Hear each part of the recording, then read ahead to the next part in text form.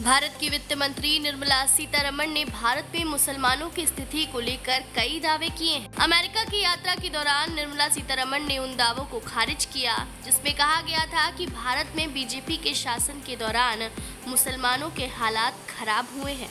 आइए उनकी कुछ बातों पर नजर डालते हैं। जैसे कि उन्होंने कहा कि भारत में मुसलमानों की दूसरी सबसे बड़ी आबादी है। इस दावे को लेकर पुख्ता तौर पर कुछ नहीं कहा जा सकता क्योंकि भारत की जनगणना के आंकड़े ताज़ा नहीं हैं। अमेरिका की शोध संस्था प्यू रिसर्च के 2020 के अनुमान के मुताबिक भारत में मुसलमानों की दूसरी सबसे बड़ी आबादी है। पहली नंबर पर इंडोनेशिया और तीसरे नंबर पर पाकिस्तान है।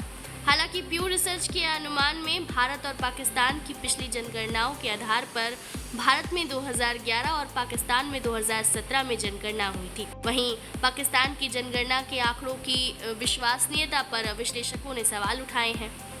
पाकिस्तान की 2017 की जनगणना में कुछ प्रांतों और शहरों में गिनती करने में दिक्कतें रिपोर्ट की गई थी।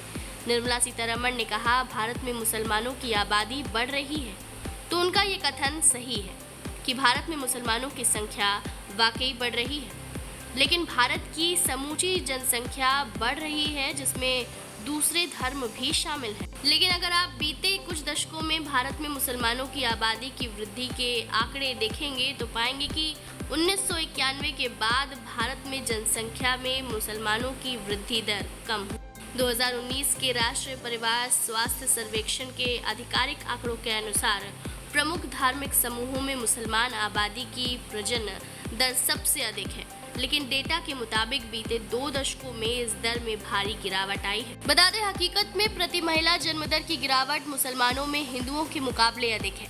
ये 1992 में 4.4 थी, जो कि 2019 में गिरकर 2.4 हो गई। पोपुलेशन फाउंडेशन ऑफ इंडिया की संघमित्रा सिंह कहती हैं कि जन्म दर में बदलाव के पीछे आर्थिक और सामाजिक कारण होते हैं और इसका धर्म से संबंध नहीं होता। वो कहती हैं कि जन्म दर में गिरावट शिक्षा, रोजगार, स्वास्थ्य सेवाओं तक बेहतर पहुंच का नतीजा है।